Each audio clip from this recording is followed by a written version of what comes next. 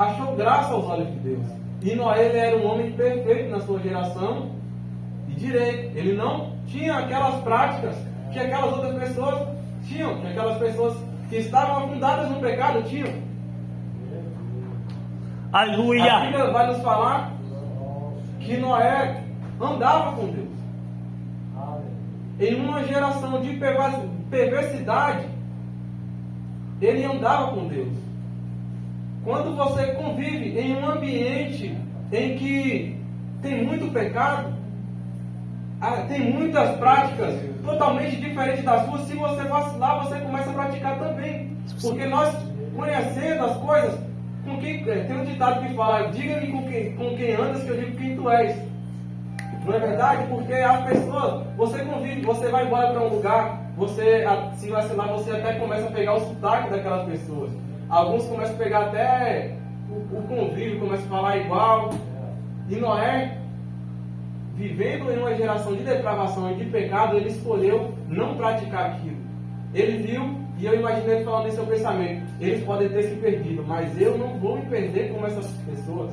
E Lameque, o pai de Noé, falou: esse vai ser aquele que nos vai descansar dessa treva horrível que nós estamos vivendo aqui. E Deus viu que havia apenas Noé sendo justo e íntegro diante dele, e Deus não vai permitir que algo assim aconteça com o justo. E Deus foi e falou com Noé: Noé, esse que é chegado o tempo de o fim de toda a erva, de toda a carne, e de todo ser vivente que habita na terra. Porém, você e a sua família, eu vou salvar. A Bíblia, ela nos fala que quem andava com Deus era Noé. Porém, não fala que os filhos dele e que as esposas dos filhos dele e a esposa dele andavam com Deus. Então a gente pode perceber uma coisa: que quando você anda com Deus, o livramento de Deus não vai apenas até você, ele vai até aqueles que estão com você. Se você for ver uma coisa, quando Jesus estava no barco com seus discípulos e o barco começou a sacudir, o barco não afundou. Jesus aquietou o mar e o vento. Perceba que quando você anda com Deus, quando eles andavam com Jesus Cristo, o livramento foi até eles. Então nós devemos sempre fazer isso, fazer como os discípulos e como Noé, sempre estar caminhando com Cristo, sempre caminhar com Deus, para que o livramento chegue até nós. E nós sabemos que não existe um caminho melhor para seguir do que caminhar com Deus. Aleluia. E Noé, ele obedeceu a Deus, fez tudo conforme o Senhor tinha mandado ele fazer. Mas a Bíblia não vai nos falar que Noé falou: Senhor, manda outro fazer isso, manda outro construir essa arca. O Senhor não poderia facilitar para mim, mandar os seus anjos vir aqui construir uma arca e trazer para mim? Não. Noé, ele obedeceu a ordem de Deus. Deus falou: Noé, construa uma arca e entra nela com seus filhos e suas famílias, e eu enviarei animais. Não fala que Noé teria que ir atrás dos animais e buscar. Eu enviarei os animais. E Deus enviou os animais. Foi tudo feito conforme planejado ali. E veio o dilúvio, que era algo que considerado bem improvável.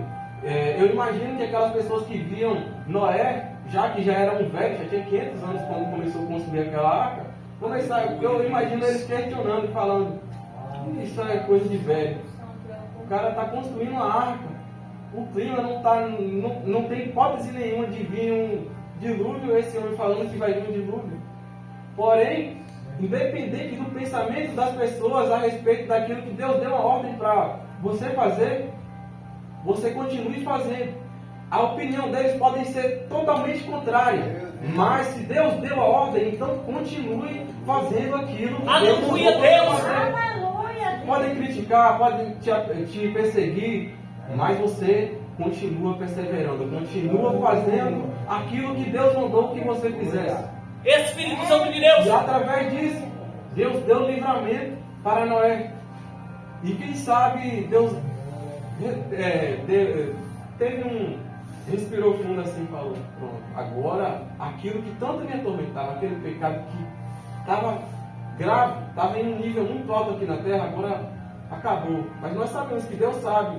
Ele é onisciente, Ele sabe o passado, o presente e o futuro. Aquilo que ainda vai acontecer, nós já vimos em Apocalipse que já tem profecias a respeito do fim do mundo, né?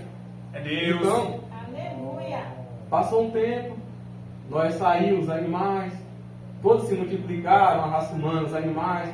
Deus os abençoou, falou, faça um pacto com todos os seres vivos, não apenas com Noé. Eu colocarei o meu arco sobre as nuvens, e sempre que eu ver aquele arco, eu me lembrarei da aliança que fiz com vocês. Que Deus os abençoe, disse, encheis e multipliqueis, dominais a terra. E assim aconteceu. Porém, Aleluia, Deus. infelizmente, o pecado ele voltou a se alastrar. E agora, mais à frente, se você for ver em duas cidades específicas, o pecado ele vai se alastrar novamente. Aquelas cidades conhecidas como Sodoma e Gomorra. E Aleluia. o pecado incomodou tanto que Deus foi de encontro ao seu filho Abraão, aquele que ele fez uma promessa que multiplicaria a sua descendência. E Deus falou: não vou esconder de você, Abraão, o que eu planejo fazer.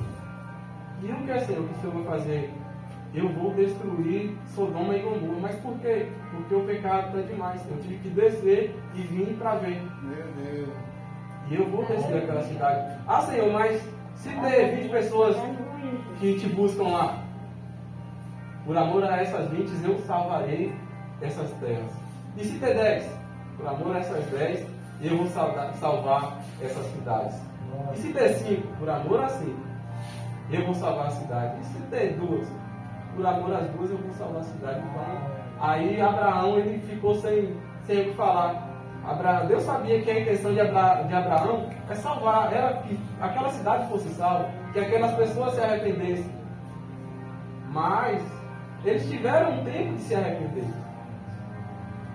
Algumas pessoas, até mesmo sem ser cristãs, quando ela faz algo errado, boa parte dessas pessoas ela sabe isso aqui não é certo, mas continua praticando. E esse é um problema que acontece, infelizmente, em muitos lugares. Deus. Cristãos, não cristãos, está fazendo algo errado e eu errei, mas continua na prática. Aí chega um momento que Deus de vem um preço, foi fiel. tem que pagar um preço. E, infelizmente, para Sodoma e Gomorra foi a morte. Só que lá naquela cidade estava Ló, que era sobrinho de Abraão, e a sua esposa e suas filhas. E a Bíblia vai nos dizer que esses anjos, eles foram nessas cidades e Ló viu. E quando Ló viu, ele foi e o chamou: por favor, venha até a minha casa. Só que eles falaram: não, nosso tempo é curto. Mas ele foi insistente para chamar quem? Para chamar a presença de Deus para a casa dele. Então, quando você for buscar a Deus, você não pode simplesmente: Senhor, vem aqui, Senhor, habita aqui. Não é apenas uma vez, você tem que insistir: Senhor, eu sou a tua casa, Senhor. Eu não aceito ficar sem o Senhor. Eu quero que o Senhor faça morada em mim. Eu sei que eu tenho imperfeições, mas eu tenho que buscar sempre estar com Deus, sempre caminhar com Deus. Aleluia, Deus. Sempre caminhar com Deus tem milagre, tem livramento, tem avivamento, tem cura, transformação. Aleluia. Depois de uma experiência com Deus, você nunca mais vai ser o mesmo. Você vai olhar para o seu passado e falar assim: nunca mais eu volto para aquilo ali. Deus maravilhoso. Aleluia. E Deus livrou Ló através dos seus anjos. E a Bíblia vai nos relatar, eu não vou falar em muitos detalhes, porque o tempo é curto, que os anjos foram e mandaram que Ló subisse e saísse daquela cidade. Só que Ló, ele já era velho, né? Ele falou: deixa eu ficar naquela cidade ali. Ele foi, aí eles permitiram. E eles foram caminhando, só que a mulher dele olhou para trás. E quando ela olhou para trás, ela virou estátua de sal, de enxofre. E em Lucas 17, Jesus vai nos dizer: lembra da mulher de Ló, porque ela se importava com as suas práticas, com aquilo que ela convivia, com o pecado. Ela sentiu saudade Deus. de algo que Deus falou, acabou o tempo, sai daí. Mas sentiu saudade, queria retroceder. E nós não devemos retroceder, não devemos olhar para trás. É Deus, Por aleluia. mais que nós sabemos que o mundo, ele não é ruim aos olhos humanos, aos olhos carnais. É por isso que tem muita gente que não quer saber de servir a Deus. Porque para eles, aquilo lá é ótimo, é uma maravilha. Mas nós sabemos que isso é pecado. O salário do pecado é a morte. Aleluia. Aleluia, meu Deus. Porque no fim das contas, toda aquela felicidade, ela é passageira. Vai passar, vai acabar. Espírito Santo de Deus. E graças a Deus, alguns de nós nunca se afastaram. Alguns que foram afastados, Deus trouxe de volta. Aproveitaram quando Deus falou: meu filho, venha. Vinde a mim, todos que estáis cansados e oprimidos, eu vos aliviarei. Aleluia. Aproveitou a oportunidade. E hoje, quando olha para o que já foi, falou: Deus é maravilhoso, porque Deus me transformou, Deus me mudou. Muitos diziam: esse aí não vai durar muito tempo, mas olha você aqui. Glória ao teu nome. Olha o que Deus te tornou hoje. Uns falam assim: esse ali sim é o homem de Deus. Olha, Deus transformou a vida daquele jovem, daquele senhor, daquela mulher. Aleluia. Aleluia. E agora voltando ao tema, ao assunto sobre o pecado, mesmo depois que Deus foi e destruiu aquelas duas cidades, mesmo depois do dilúvio, o pecado ele voltou de novo. Aí depois nós vamos ver que Deus ele escolheu o seu servo Abraão, dele saiu uma geração, saiu aquele povo chamado Israel, um filho chamado Israel e um povo chamado Israel. E Aleluia. infelizmente até esse povo caiu em pecado também. E por várias vezes, mesmo Israel sendo um povo escolhido pelo próprio Deus, o próprio Deus se irou com esse povo. Mas por quê? Porque esse povo continuava em práticas de pecado. Deus permitiu aquele povo ficar 400 anos e sendo escravizado no Egito, um povo escolhido pelo próprio Deus. Mas por quê? Porque aquele povo, eles se acomodaram. Começa a buscar a Deus só quando precisa de algo de Deus. Deus não é simplesmente alguém como um banco. Deus me arruma um dinheiro. Estou precisando de ajuda, vou pedir só para Deus. Mas a pessoa só perde, só quer saber de pedir algo para Deus, não agradece. Senhor, muito obrigado pelo dia, muito obrigado pela vida. Se não fosse o Senhor. Meu Deus. E nós sabemos que Deus é o nosso Pai. Quem tem pai, ele sabe, ele tem um convívio com o seu pai. Por exemplo, eu moro lá em Trancoso, eu sempre falo com meu pai: bom dia, meu pai, bênção, todos os dias. E é isso que Deus quer que nós façamos com Ele, porque Ele também é nosso Pai. Todos os dias temos que falar com Deus à noite, antes de dormir, ao acordar. Aleluia. Quando você chega no trabalho: obrigado, Jesus, bom dia, Espírito Santo. É isso, tem que ter uma comunicação. Não podemos deixar Deus de lado. Não é... Deus, aprenda uma coisa: Deus ele é respeitador. Se você se afastou de Deus, Ele não vai chegar aqui, te puxar de onde você está, simplesmente falar assim: ei, esqueceu de mim, foi? Não. Se você se afastou, Ele, tá bom. É você que sabe. Dessa maneira, Jesus. Seu ser é forte. Deus ele percebeu que o povo dele Jesus, ficava vivendo em pecado. Deus tremendo. Deus vinha, salvava o povo. Quando eles passavam uma situação de lamento, de escravidão, clamou a Deus, como o povo de Israel. Deus vai e envia o seu servo Moisés, e liberta aquele povo, e opera sinais e maravilhas, coisas nunca vistas. Nós podemos ver o amor que Deus tem com o seu povo, que Ele castiga o povo do Egito por amor ao seu povo de Israel. Mas depois que o povo de Israel sai do Egito, o que acontece com o povo de Israel? Idolatria. Começa a murmurar: ah, Senhor, faltou alimento. Moisés, Deus nos enviou aqui para que nós possamos morrer de fome. E tem alguns certos momentos mais à frente que Deus ele começou a matar. Falou a Moisés: esse povo está muito pecaminoso. Eu vou fazer o seguinte, eu vou matar todos eles e da sua geração de você, eu vou criar uma próxima geração aí, para que sejam mais direitos, porque esse povo está me tirando do sério. Mas Moisés vai e fala para o Senhor, Senhor, não faça isso assim. As pessoas vão dizer que o Senhor tirou seu povo do Egito para matá-lo fora do Egito. E Deus foi e se acalmou. Moisés, ele teve tanto temor a Deus e tanta intimidade com Deus, que Deus falava as suas vontades com ele. Então é isso, não sermos como Moisés simplesmente, mas temos que sempre buscar intimidade com Deus. Sempre buscar falar com Deus, falar com o nosso Pai. E o pecado, infelizmente, por mais que Deus livrava aquelas pessoas, o pecado voltava de novo. Aí Deus vai dar os seus mandamentos. E o que o povo faz? Começa a fazer tudo fora dos mandamentos de Deus. Aí vai, de novo, é escravizado, é preso.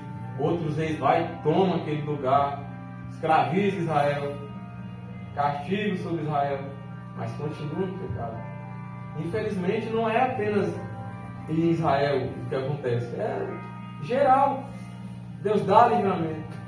Não vou nem falar da segunda chance, porque se for contar as chances que Deus já deu para todos nós, a gente não sabe quantas foram. Seu sangue é forte. E as pessoas, quando cometiam pecados, elas faziam sacrifícios ao Senhor. Alguns matavam alguns cordeiros, mas não era em qualquer lugar que eram feitos esses sacrifícios. Os sacrifícios eram feitos em altares.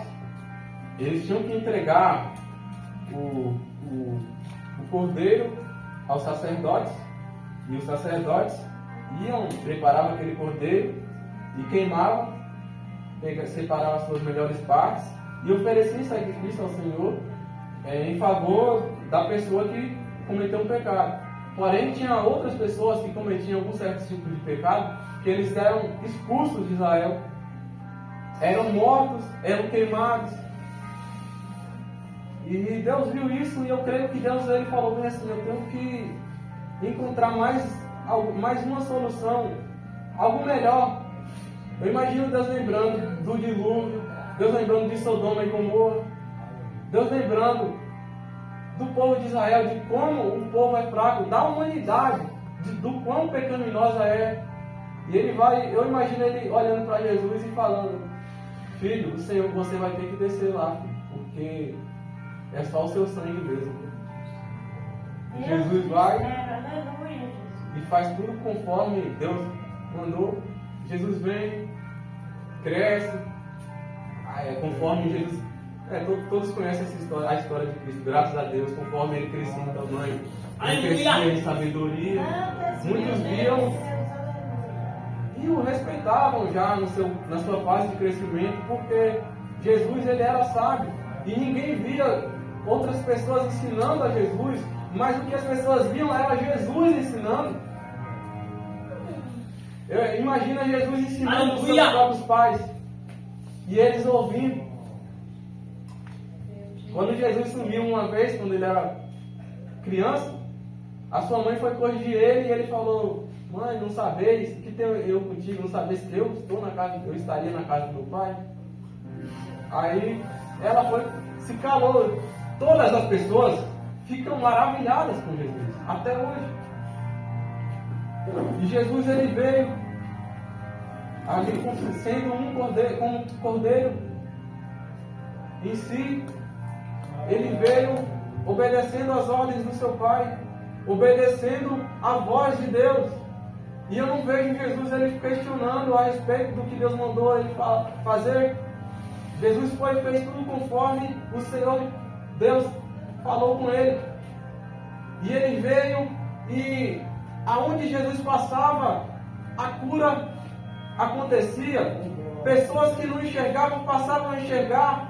Aqueles que se achavam sábios perceberam que existe alguém muito mais sábio ainda que eles e que eles nunca chegariam a esse nível. Aleluia.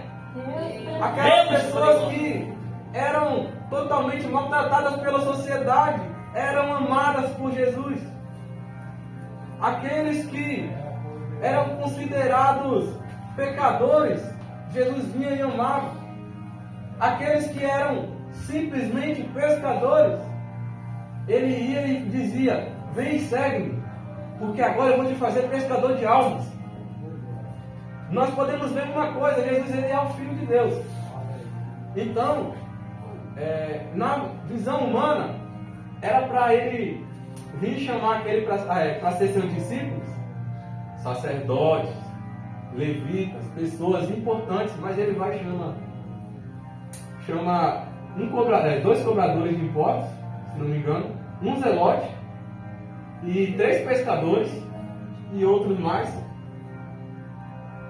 Ele não veio, e as pessoas quando viu Jesus, com quem ele andava, onde ele comia, se alimentava, quando uma pessoa, por mais ímpia que seja, ia e falava: Jesus, fica em minha casa, Jesus ia.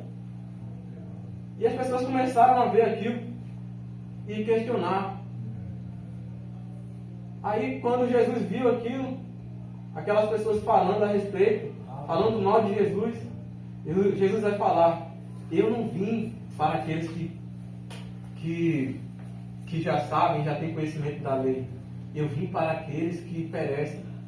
Ele veio justamente para os pecadores, para aqueles que já são considerados como uma pessoa que não tem mais jeito, aqueles que dizem que não tem mais salvação.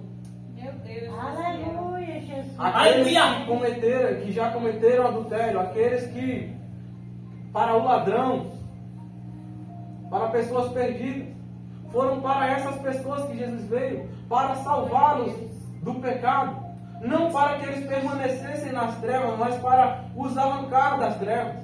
E Jesus veio e chamou eles, e chamou os seus 12 discípulos e os preparou. E Jesus ia, e onde ele passava, arrastava multidões, não porque ele queria chamar a atenção, mas porque ele queria pregar as boas novas do rei.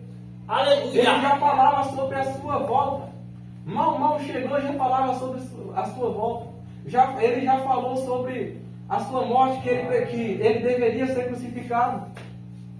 E os seus discípulos ficavam aflitos com aquilo. E eles passaram um tempo de capacitação com Jesus. Nós vemos que não foi um dia que eles passaram sendo preparados por Cristo. E às vezes nós queremos as coisas na hora. Ah, Senhor, me prepara na hora. Eu já sei que o Senhor tem um chamado na minha vida. Então por que não pode ser agora? Não, espera aí. Eu imagino Jesus falando: espera, não é o momento ainda. Aleluia. Vai chegar o momento, espera. E Jesus, ele veio, pregou a sua palavra, preparou os seus discípulos. Alguns o recebiam e outros não o recebiam. Alguns diziam: ele é o Filho de Deus, e outros diziam: ele opera milagres em nome de Beelzebub. E Jesus, por mais que essas pessoas faziam isso, Jesus continuava fazendo conforme a vontade de Deus. E depois que Jesus Cristo foi crucificado, na sua crucificação nós podemos ver duas coisas. Ele está sendo crucificado. E quem está do lado dele sendo crucificado com ele? 2 ladrões. E um começa a blasfemar dizendo: não és o Filho de Deus, deixa daí, salva a ti mesmo. Mas o outro vai falar: cala-te. Nós temos culpa do que fizemos, mas nele não há pecado nenhum. Ele não tem culpa. E ele vai falar: ó Senhor, lembra-te de mim quando entrares no teu reino. E Jesus vai dizer: em verdade eu te digo, ainda hoje estarás comigo no paraíso. Aquele homem que estava do lado de Jesus sendo crucificado, por mais que ele não tenha falado: Senhor, eu te aceito nesse momento, mas ele se arrependeu. Eu imagino no pensamento dele ele dizendo: será que ainda tem jeito para mim? Ainda tem salvação para mim? E Jesus vai e reacende a esperança no coração daquele homem. Aleluia. Ainda hoje você estarás comigo no paraíso. Eu imagino aquele homem, por mais que ele esteja sofrendo e sendo crucificado, sorrindo. Já a Bíblia ela não vai nos dizer a respeito daquele outro que estava do lado de Jesus também, aquele que começou a questionar a Cristo, mas pelo comportamento que ele estava tendo naquele momento, nós podemos julgar que ele não foi para a glória. E Jesus ele veio e preparou os seus discípulos. Foi crucificado, foi morto, mas ao terceiro dia ele ressuscitou para a glória e honra de Deus. Aleluia. E depois ele voltou, confirmou aos seus discípulos, porque alguns deles não acreditavam que Jesus Cristo tinha ressuscitado, viram que ele tinha ressuscitado, e Jesus vai dizer: eu preciso ir, mas eu não vou deixar vocês sozinhos. Eu rogarei ao Pai que ele me envie o Espírito Santo da verdade. E se você for ver no livro de João, João ele vai dizer aos seus seguidores: eu vos batizo com água, mas aquele que vem após mim, esse vos batizará com o Espírito Santo e com fogo. Agora, aqui em Atos 2 você pode ver que os discípulos estavam em um lugar, não apenas os discípulos, mas a mãe de Jesus, os seus irmãos e outras pessoas que resolveram a seguir Jesus, no total 120 pessoas, estavam todos lá. E o que eles estavam fazendo? Estavam buscando o Espírito Santo. E como? Incessantemente. O que é incessantemente? Não apenas vir aqui orar 30 minutos ou uma hora, estar direto lá: Senhor, envia-nos o Espírito Santo, aquilo que o Senhor nos prometeu, aquilo que o Senhor prometeu ao profeta Joel. Aleluia! Revelou antes mesmo de acontecer. Era isso que eles estavam fazendo, e depois veio um som, e veio um vento, e sobre todos vinham línguas como de fogo, e cada um deles começaram a falar em novas línguas e foram cheios do Espírito Santo. Alguns receberam dons de revelação, alguns receberam dom da palavra, outros dom de profecia, foram cheios da glória de Deus. E a partir daquele momento, eles não eram mais as mesmas pessoas que eram antes. Eram pessoas mais tomadas com Deus. Glória a Deus. Não eram pessoas que estavam sozinhas mais, eram pessoas que estão com o Espírito Santo de Deus. E alguns que viram aquelas pessoas falarem em novas línguas começaram a criticar e questionar. Alguns disseram que eles estavam bêbados. E outros ficaram maravilhados. Glória a Deus. E quando Pedro ele viu aquelas pessoas criticando, ele é tomado pelo Espírito de Deus e responde aquelas pessoas. Agora, se você querer acompanhar, em Atos 2, versículo 17 ao 20, ó. Ele falou: escutem, homens, o que está acontecendo aqui não é o que vocês estão pensando. Esses homens, eles não estão embriagados como vocês estão pensando. O que está acontecendo aqui é o que Deus revelou através do profeta Joel. E acontecerá que nos últimos dias, diz Deus, eu derramarei do meu espírito sobre toda a carne. Os vossos filhos e as vossas filhas profetizarão, e os vossos homens jovens terão visões, e os vossos velhos sonharão sonhos. E sobre os meus servos e sobre as minhas servas eu derramarei do meu espírito naqueles dias, e eles profetizarão, e eu mostrarei maravilhas em cima no céu e sinais embaixo na terra, sangue, fogo e vapor de fumaça. E o sol se tornará em trevas e a lua em sangue, antes que venha o dia do Senhor. Aleluia. Deus tremendo. Então nós podemos ver aqui que Jesus ele veio, preparou os seus discípulos, não apenas os preparou, mas no seu retorno para o céu, ele foi e deixou bem claro que não iria deixá-los sozinhos, mas que enviaria o Espírito Santo para que eles não ficassem sozinhos. Depois desse momento, todos eles foram começar a dar continuidade à obra missionária, aquilo que Deus chamou eles, aquilo que Jesus os preparou no período que Jesus passou com eles. Todos foram pregar o Evangelho. Aleluia, Jesus. E a respeito da volta de Cristo.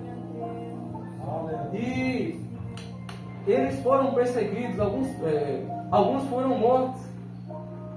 Agora,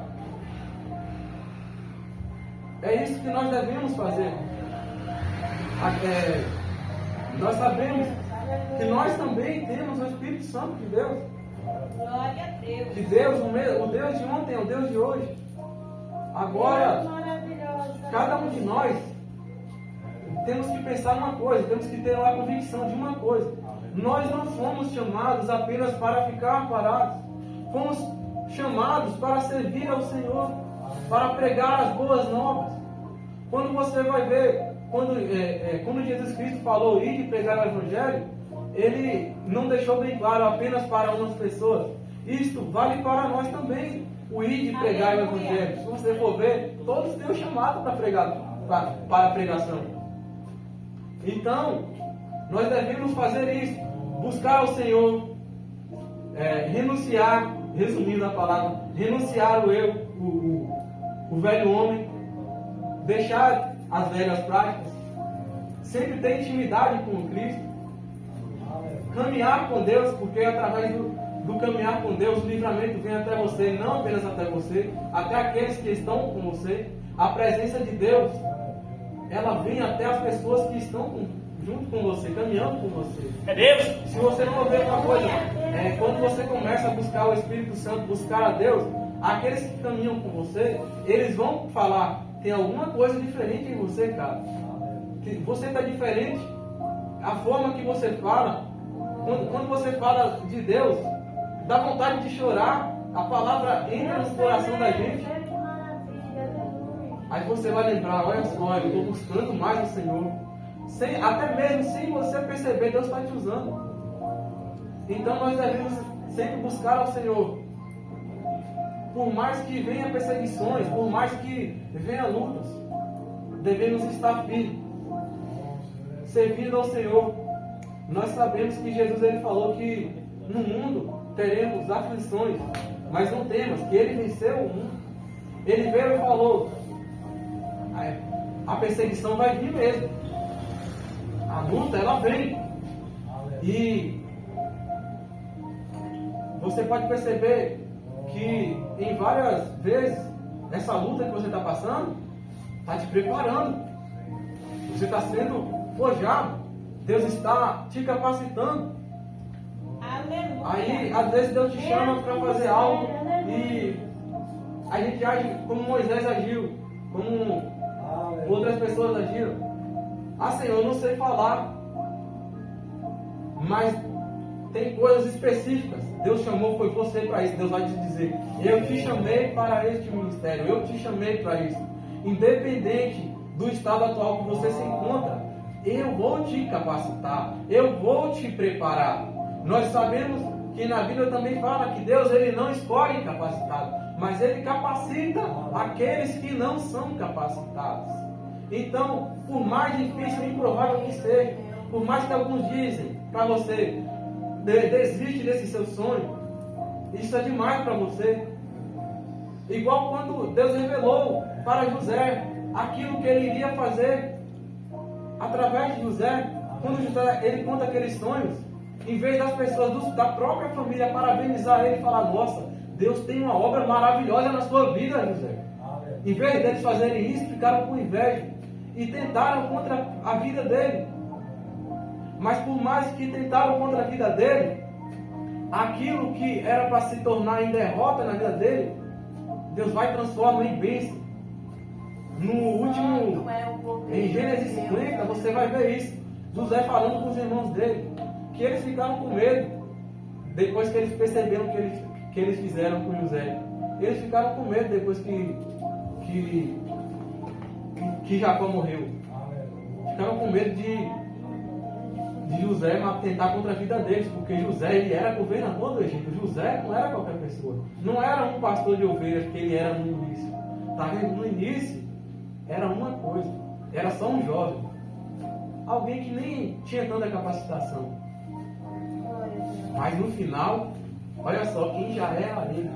Então, o início da nossa história às vezes pode não ser tão bom, mas no final não são as pessoas que te criticam que determinam.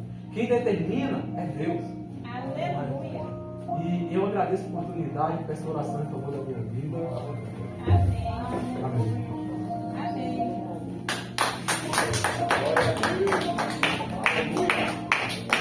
Glória a Deus. Pois está.